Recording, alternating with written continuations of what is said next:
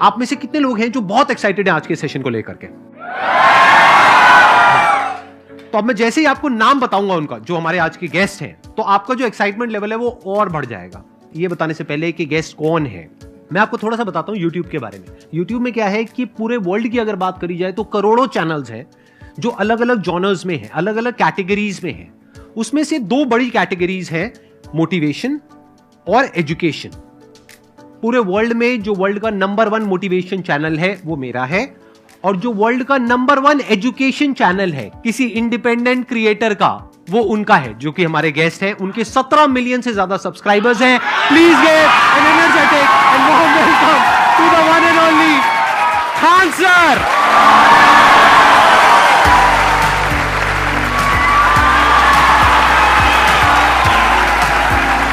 क्या हाल चाल जी, कैसे हैं आप?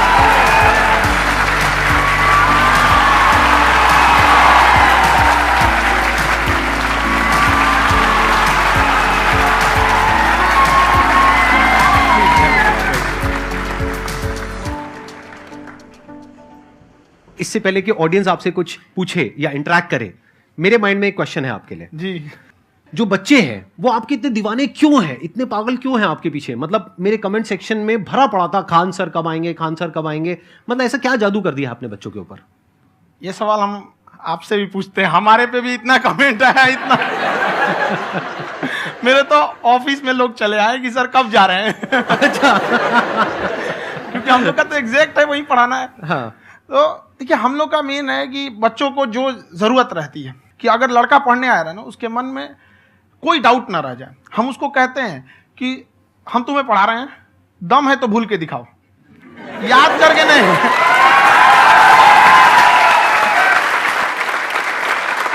प्लस आप जिस प्राइस पॉइंट पे पढ़ा रहे हैं, आई थिंक वो सबसे कम है, वो बहुत ही कम है। सर ये जो फीस का कल्चर है, ये हमारा इंडियन कल्चर नहीं है।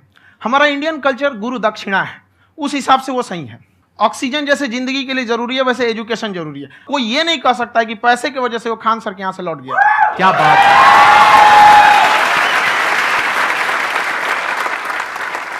मैंने देखा कि आपका ये जो चैनल है कि ये पिछले 3 साल के अंदर अंदर ही ग्रो किया है। हमको जब चैनल शुरू हुआ तो एक दिन में हम 4-5 वीडियो बनाए। एक हमको कुछ आता, आज भी नहीं आता इतना, तो हम देख के कैमरा उमरा तो हम कंफ्यूज हो गए, बाप रे। तो हम एक ही दिन में वीडियो शूट किया, पढ़ाने वाला टॉपिक था हमको। उसके बाद कभी वीडियो ही नहीं, 6-7 वीडियो एक ही बार शूट कर लिए। और एक जो थे जिनका कैमरा वगैरह था, मेरे पास कैमरे भी नहीं थे उस टाइम, और कैमरा 35,000 का था, तो 6 महीना इसी में लग गया। जो 35,000 इसी में फंस जाएगा। तो उनके कैमरे से शूट किए, उन्होंने कोई चार्ज लिया, उसके बाद हम छोड़ ही दिए। लॉकडाउन लगा, तब हम कहें आप कैसे पढ़ाएंगे, वो तो 1 दिन 2 दिन करते करते अचानक लंबा हो गया। तब हमको याद आया कि ओहो, मेरा एक चैनल भी है वहाँ पे। तो उस समय उस पर लगभग 30,000 सब्सक्राइबर हो चुके थे। तो जैसे लॉकडाउन लगा तो उस पर पढ़ाना चालू किया, और पता नहीं क्या लोगों को पढ़ाई में इतना इंटरेस्ट आ गया कि आपका स्टाइल ऐसा है थोड़ा सा। आप आई थिंक पढ़ाई के साथ साथ में जो बीच बीच में आप थोड़ा बहुत छोड़ते रहते हैं ना, मतलब जो एंटरटेनमेंट चलता रहता है। ये बात हम देखिए, जब हम गुलाम थे ना, तो अंग्रेजों ने एक चाल चला था कि भारत को हम फिजिकली गुलाम रखेंगे 100-200 साल, मेंटली 1000 साल कर देंगे। उन्होंने पढ़ाई का मॉडल चेंज कर दिया। उन्होंने ऐसा डिजाइन किया कि टीचर की रिस्पॉन्सिबिलिटी है वो पढ़ा के चला जाए। टीचर की रिस्पॉन्सिबिलिटी यहाँ खत्म नहीं हो जाती। पढ़ाना तो कोई भी पढ़ा सकता है, टीचर की इससे बड़ी रिस्पॉन्सिबिलिटी होती है उसे समझाना। वो समझा कि नहीं समझा। अगर लड़का आपके समझाने के बाद डाउट रह गया तो ये आपकी गलती है। लड़का हमसे पूछता है, सर इतनी भीड़ है आपके पास, तो कहते सर डाउट कैसे पूछेंगे? हम कह रहे यार तुम्हारा डाउट बचेगा तब ना पूछेगा तुम डाउट यहाँ पर।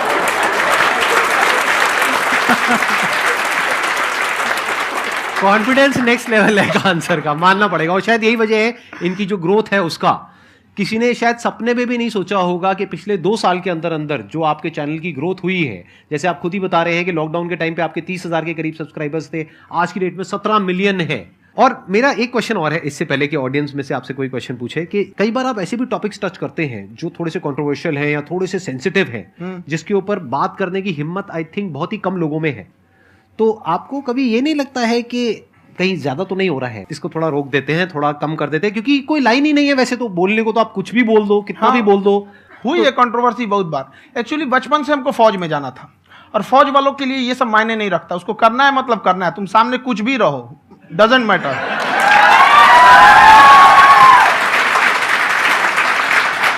और मैंने YouTube पे देखा कुछ वीडियोस में कि आपका जो इंस्टीट्यूट है वहां पर आज से कुछ साल पहले कुछ बम गिरे थे। हाँ, कुछ गिरे थे, कुछ तो बहुत सॉलिड जगह गिरा था, फटा नहीं वो। मतलब आपके आसपास। हाँ, बम को भी पता है कि टीचर की इज्जत किया जाता है। क्या बात है, क्या बात है। मैं समझ पा रहा हूं कि ये आपके अंदर जो एटीट्यूड है ये कहां से आ रहा है, क्योंकि आप बचपन से ही फौज में जाना चाहते थे, तो आप जंग के मैदान में ही खड़े हैं एक तरीके से। बस फर्क ये है कि आपके हाथ में कलम है, हथियार ना हो करके। हथियार से एक आदमी की जान जा सकती है, हाँ। कलम से बहुत ताकत होता है। शिक्षा एक ऐसा हथियार है ना, हर कुरीतियों से लड़ सकता है, हर तरह की समस्याओं से। और ये एक ऐसा हथियार है, मेटल डिटेक्टर में भी नहीं पकड़ाता है।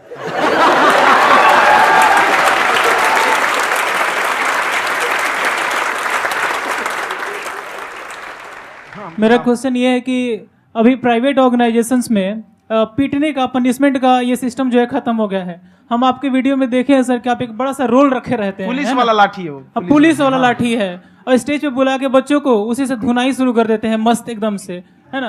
तो सर मतलब कि बच्चे मतलब कि डरते नहीं हैं आपसे, और इस तरीके से कैसे कनेक्टेड हैं आपसे, है ना। और एक और क्वेश्चन सर, यूपीएससी का जो आप अपना बैच स्टार्ट करने वाले हैं, ठीक है, उसके बारे में बताइए सर, क्योंकि मुझे मतलब कुछ इशू करना है सर, ठीक है। और संदीप सर को देख लिए, मेरा तो वैसे ही हो जाना है।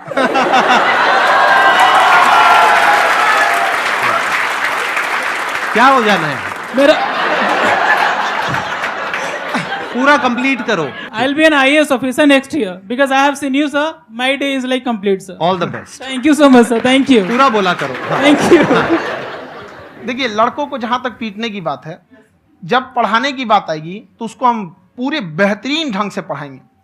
लेकिन जब सजा देने की बात आएगी ना, तो वो भी बेहतरीन ढंग से होगा। ऐसा थोड़ी होगा कि बस एक ही चीज बेहतरीन ढंग से होगा। और डर का होना बहुत जरूरी है। ये डर भी अपने आप में एक मोटिवेशन है, क्योंकि जब आपके अंदर एक थोड़ा सा डर रहे ना, तो डर के भागिए मत। एक ऐसा डर जिसको आप लगे कि नहीं नहीं थोड़ा सा और करने की जरूरत है, फिर तो ये हम इसको क्रॉस कर जाएंगे यहाँ पर। तो लड़कों के अंदर ये डर बनाना भी जरूरी रहता है।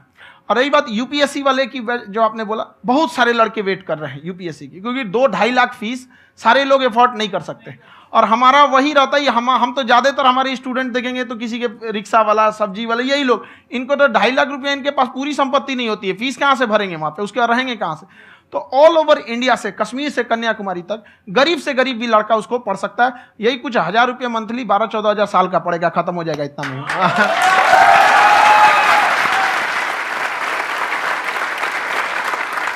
ये जो डंडे वाली बात इन्होंने कही, ये सच है? मतलब आप हाँ, सच में एक डंडा रखते हो? पुलिस का ही है वो। और मारते हो? हाँ, कि मतलब अगर कोई लड़की छेड़ता है या ऐसा कोई भी उल्टा पुल्टा काम पढ़ाई करता लिखाई है, कुछ भी गलती करेंगे तो पिटाएंगे वो यहाँ पे, कैमरे पे, ऑन कैमरा, जैसा भी रहे, कुछ भी पिटाना तो उनको फिक्स है।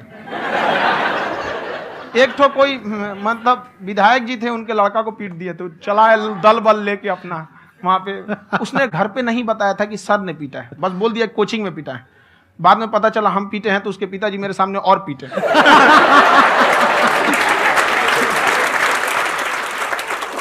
सर आपका सबसे बड़ा डर क्या है, आप दोनों का?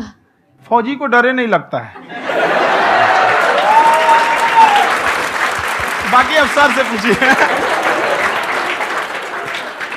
आज के सेशन से पहले कोई डर नहीं था, लेकिन अब मुझे इनकी डंडे वाली कहानियां सुन करके डर लग रहा है कि कहीं मैंने गलती से कुछ बोल दिया और इन्होंने कहीं पीछे कुछ रखा हुआ है, और यही आ करके अगर इन्होंने मेरी पिटाई कर दी तो बहुत बुरा हो जाएगा। तो इसलिए हमको थोड़ा डर लग रहा है।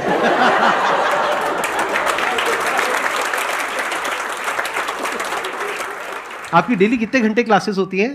6-7 घंटे। अभी भी खुद ही करते हो आप? हाँ, हमारे स्टाफ परेशान रहते हैं। हम 1:30-2 बजे सोते हैं, सुबह 6 बजे उठ जाते हैं, परेशान रहते हैं। यार इतना क्यों करते हो, है ना?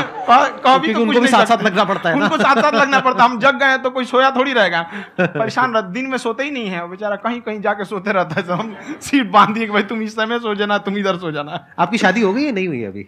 मेरी खुशहाली देख के आप आइडिया लगा सकते हैं।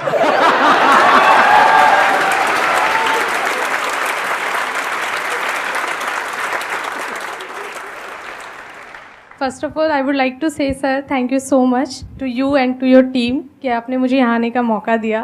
एंड सर अब तक मैंने आपको सिर्फ फ़ोन या लैपटॉप में ही देखा है दोनों को, आज फर्स्ट टाइम लाइव देख रही हूँ तो बहुत अच्छा लग रहा है। तो मेरा क्वेश्चन ये है सर आपसे, जब हम लाइफ में कोई डिसीज़न लेते हैं कि हमें ये पर्टिकुलर चीज़ करनी है, और क्योंकि हम डिसीजन लेते हैं तो हमारी आदत है कि पहले हम 4 लोगों से पूछते हैं कि तू बता तेरी क्या राय है, तू बता तेरी क्या राय है। तो उनमें से अगर कोई हमें कह देता है कि ये बेकार डिसीजन है मत कर, तो हमारा माइंड कहीं ना कहीं डाइवर्ट होने लगता है और उसकी वजह से हम अपना डिसीजन चेंज कर देते हैं। तो मेरा क्वेश्चन ये है कि कैसे हम अपने डिसीजन पे स्टिक रहे, कैसे हम जो दूसरे के ओपिनियन है उनको अफेक्ट ना होने दें अपने ऊपर। दूसरे से सलाह लेने से पहले एक बार खुद उस पर रिसर्च कर लेना चाहिए, ताकि आप सामने वाला क्या सलाह दे रहा है आपको समझ में आना चाहिए। यहाँ पर ऐसा नहीं है कि कई बार ऐसे होते हैं कि दूसरे वाले को एक्सपीरियंस होता है, तो अगर आपको पहले से आइडिया है, उसके बारे में आप बेहतरीन ढंग से रिसर्च किए हैं कि क्या इसमें प्लस पॉइंट है क्या निगेटिव है, उसके बाद आप किसी से सलाह लेने जाइए। ये नहीं कि मन में आया सीधा बता गड़बड़ा जाएगा। तो वहाँ पे पहले आपको R&D करना पड़ता है, समझ में आया कि नहीं। और जिंदगी हो या गाड़ी, जीतेगा वही जो टाइम पे गियर चेंज कर रहा है। तो डिसीजन चेंज करना बहुत ज़्यादा गलत नहीं है। इन्होंने बहुत अच्छी बात कही है और मैं इसी बात में थोड़ा सा और ऐड ऑन करूंगा कि ये जो आपने कहा ना कि अपने डिसीजन पे स्टिक कैसे रहें, ये कोई अच्छी क्वालिटी नहीं है, क्योंकि टाइम टू टाइम आपको अपने डिसीजंस को चेंज करना होता है। जैसे आपने 4 लोगों से डिस्कस किया, कोई इंसान कुछ पॉजिटिव बोल रहा है, कोई नेगेटिव बोल रहा है, उससे फर्क नहीं पड़ना चाहिए। डिपेंड ये करता है कि वो जो बोल रहा है उसका बेसिस क्या है। क्या वो किसी नॉलेज या एक्सपीरियंस के बेस पे बोल रहा है या ऐसे ही कुछ भी बोल रहा है? ऐसे ही बोल रहा है तो फिर उसकी बात पे ध्यान क्यों दे रहे हो?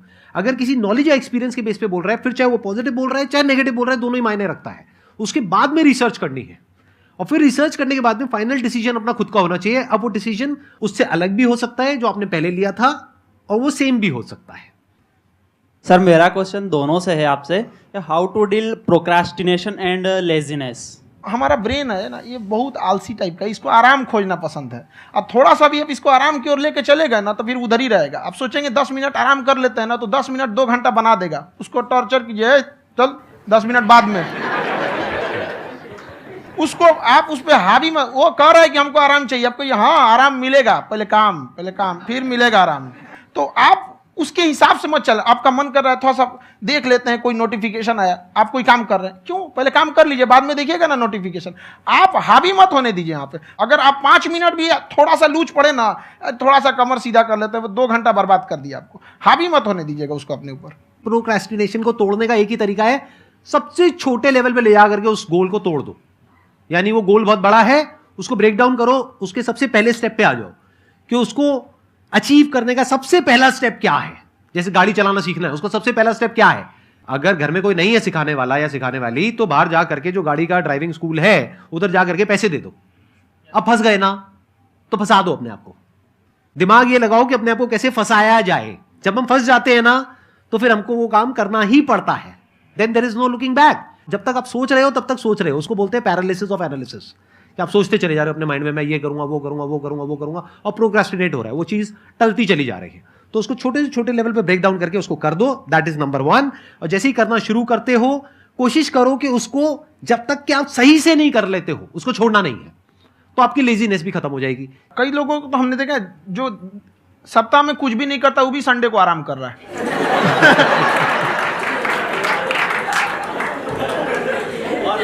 वैसे कहा भी जाता है कि अगर कोई काम आपको करवाना है ना, तो ऐसे किसी इंसान को दो जो बिजी है। हाँ। ऐसे आदमी को मत दो जो खाली है। ये परफेक्ट एग्जाम।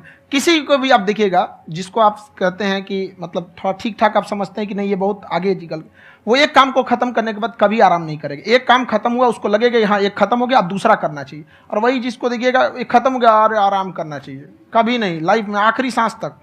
सर यहाँ पे सब हिंदी में पूछते हैं, इंग्लिश में पूछते हैं, मैं भोजपुरी में पूछूं? जौन भाषा ठीक लगे तोने में पूछ दो। हाँ सर।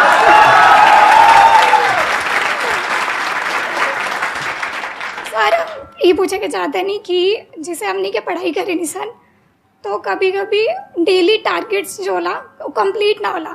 अगर टारगेट्स कंप्लीट भी होला तो फिर ऐसा इरिटेशन या फिर वो एंजाइटी या फिर कि और करना है या फिर अभी नहीं हुआ, वो चीज़ हमेशा रहेला। तो वो कम कैसे करल जाए? देखिए टारगेट्स को ना हम लोग को एक अपने हिसाब से पहले फिट करना चाहिए। ऐसा नहीं कि दूसरे किसी इंसान को देख के हम टारगेट फिट कर ले। कोई लड़का 8 घंटा पढ़ रहा है, कोई पहली बार अभी पढ़ना ही चालू किया, उसको देख के 8 घंटा पढ़ेगा तो पढ़ाई छोड़ देगा। तो आप अपनी क्षमता के हिसाब से देखिए कि आप कितना पढ़ सकते हैं। अगर आपने एक घंटे को बना लिया कि हम 1 घंटा पढ़ सकते हैं, अगले 1 हफ्ते तक उसको सस्टेन रखिए। जिम में कैसे करते हैं लोग, पहले दिन उठा लीजिएगा 1 कुंटल तो हार्ट अटैक हो जाएगा। तो वो धीरे धीरे टारगेट सेट कीजिए और अपनी क्षमता को भी देखिए। हर इंसान की क्षमता अलग है। कंगारू को देख के हाथी छलांग मारेगा, पैर तोड़ के बैठ जाएगा।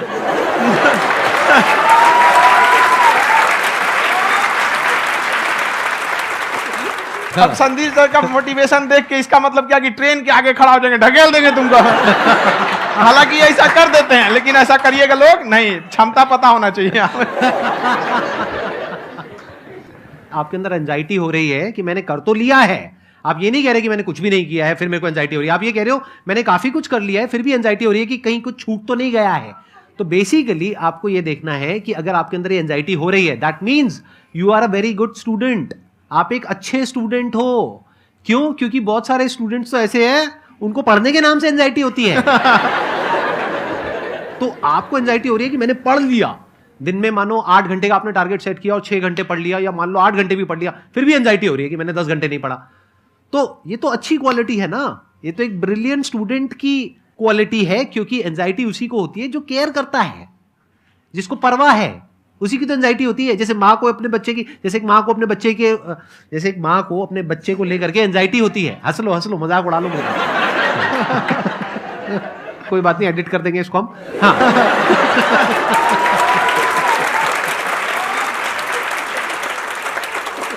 जैसे एक माँ है, उसको अपने बच्चे को लेकर के एंजाइटी होती है, थोड़ी सी भी तबीयत खराब हो जाए उसको एंजाइटी होती है, चाहे बच्चा ठीक भी है, डॉक्टर को नहीं होती है।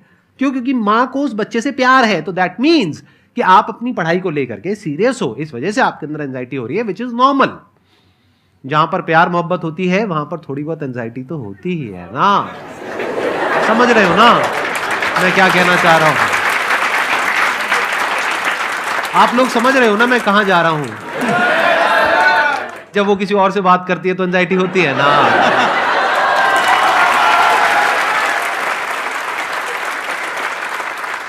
सर, आपकी स्टोरी हमने सुनी थी, तो एक टाइम आया था जब आप गंगा किनारे जाके बैठ गए थे। उस समय आपको कुछ समझ नहीं आ रहा था, तो उस समय मतलब आपने ये डिसीजन कैसे लिया कि अब आगे नहीं, यहाँ से वापस जाना है? रास्ता ही नहीं था। घर जाने के लिए एटलीस्ट 90 रुपए चाहिए थे, जेब में 40 रुपए थे। कैसे घर जाते हैं? और हम गंगा के किनारे चुपचाप बैठे बैठे हम कहें कि अब बहुत टेंशन हो गया, अब घर जाना चाहिए। रूम पे, तो किराए के रूम पे ही आदमी सारे लोग रहते। गए वहाँ पे तो रूम लॉक हो गया था। तुम खटखटाए तो ऊपर से गुस्सा से बोले जो ऑनर थे, क्या टाइम हो गया है? तुम कहे 9-10 बज रहा होगा। घड़ी देखिए तो 2 बज रहा था रात का, 2-2:30 बज गया था। वहाँ टेंशन में आप, तो होता है कई बार ऐसा समय आएगा कि लगेगा जैसे अब कुछ नहीं हो सकता है। तो इससे घबराना नहीं है। कभी कभी गुच्छे की आखिरी चाबी भी ताला खोल देती है। जो बातें आपने बताई कि घर में प्रॉब्लम्स ये वो, ये तो बहुत लोगों ने फेस करी वहां पर। आप अकेले नहीं है, बहुत लोगों ने ये प्रॉब्लम्स फेस करी, बहुत तरह की प्रॉब्लम्स देखी, बहुत तरह की स्ट्रगल्स देखी, लेकिन वो सब इतने कामयाब नहीं हो पाए जितने कि आप हुए। तो आपके अंदर ऐसा कुछ ना कुछ है जो औरों के अंदर नहीं है। तो वो मैं जानना चाह रहा हूं कि वो ऐसा क्या था जहां से कि आपका दिमाग यहां तक सोच पा रहा है कि मैं पूरे इंडिया में इतने बड़े लेवल का चेंज लेकर के आ सकता हूं, एजुकेशन फील्ड में रेवोल्यूशन लेकर के आ सकता हूं। ये सोचना ही बहुत लोगों के बस का नहीं है। मेरी एक खुद की थिंकिंग, अगर हमको कोई 100 रुपए किसी काम के लिए दिया, हम सबसे यही कहते हैं, तो हम कोशिश करते हैं उसे 200 का रिटर्न दे। अगर कोई हमसे 200 रुपया फीस दे रहा है, 250 दे रहा है, तो हम उसको ये कोशिश करते हैं कि तुम्हें ऐसा लगे कि नहीं भैया हमने 10-20 हज़ार का पढ़ लिया यहाँ पर। वो ईमानदारी से कभी कमी नहीं। और हमेशा अगर हम प्रॉमिस एक्स का करते हैं तो डिलीवर 4x करना चाहते हैं। ध्यान से सुनना और ध्यान से समझना इस फर्क को। अगर आप समझ पाए तो बहुत आगे जाओगे लाइफ में। एक वो होते हैं जो ये सोचते हैं कि हमें सब कुछ मिल जाए, हमें कुछ भी करना ना पड़े। दूसरी कैटेगरी होती है लोगों की जिनको जितना मिलता है उसमें भी चोरी चकारी करते हैं या कोशिश करते हैं कि उससे कम दे सामने वाले को जितना कि हमें मिल रहा है। तीसरी कैटेगरी होती है लोगों की, जो इनके जैसे लोग होते हैं। वो क्या करते हैं? वो ये सोचते हैं कि अगर मैंने किसी से 1 रुपए भी लिया, देखा जाए तो 200-250 रुपए कुछ भी नहीं होता है, 200-250 रुपए अगर मैंने लिया तो कैसे उसको 400 रुपए की वैल्यू दूं। ये जो थिंकिंग है ना, यही एक फर्क होता है एक ऐसे इंसान में जो बहुत आगे निकल जाता है और उस इंसान में जो मीडियोकर रह जाता है। आप अपने आप को अपने आप के ऊपर समय दीजिए, उसको डेवलप कीजिए। जब आप अपने आप के ऊपर खर्च करते हैं तो आने वाले समय में लोग गूगल पे आपको सर्च करते हैं। क्या बात है सर, ये आपने अभी बनाया है या ये कोई पुराना आपका वो है? बनते रहता है, इसे फ्लो में बन जाता है। आपके अंदर ना सर एक कवि छुपा हुआ है कहीं ना कहीं जो बाहर आना चाहता है। कभी ना कभी आपने सोचा होगा कुछ कभी कभी देखिए, एक चीज है, संगत का बहुत अच्छा असर पड़ता है। ये चीज को हमेशा, संगति का मतलब लोग हल्के में ले लेते हैं। संगति का मतलब होता है संग संग गति। तो अच्छे लोग के साथ रहेंगे तो संग संग अच्छी गति होती जाएगी, खराब में रहेंगे तो ये भी होता है। बट अपने आप को थोड़ा सोचना चाहिए कि हम केवल जी के मर जाएं इसके लिए नहीं आए हैं।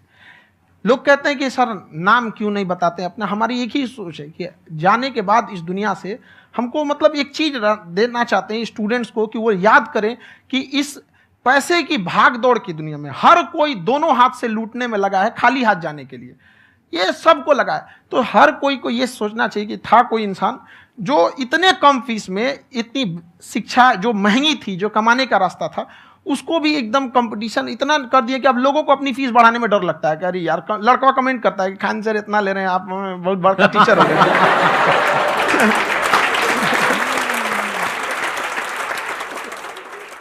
खान सर की एक क्लिप है, ये समय और समझदारी में बहुत फ़र्क होता है।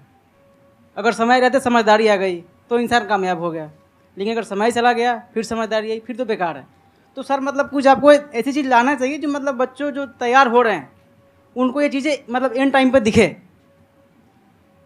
समझ रहे हैं आप मेरी बात? नहीं समझ?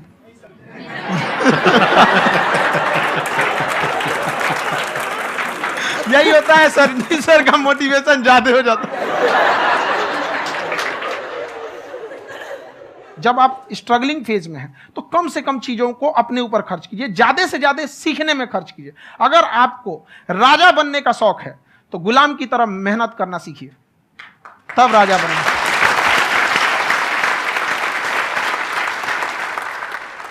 ये दुख, ये दर्द, ये सब तेरे अंदर है। तू अपने बनाए इस पिंजड़े से बाहर निकल के देख, तू अपने आप में एक सिकंदर है।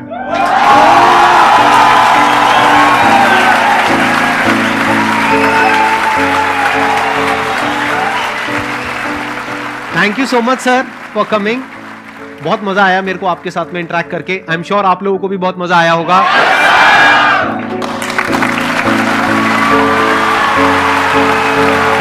थैंक यू सो मच जी, थैंक यू।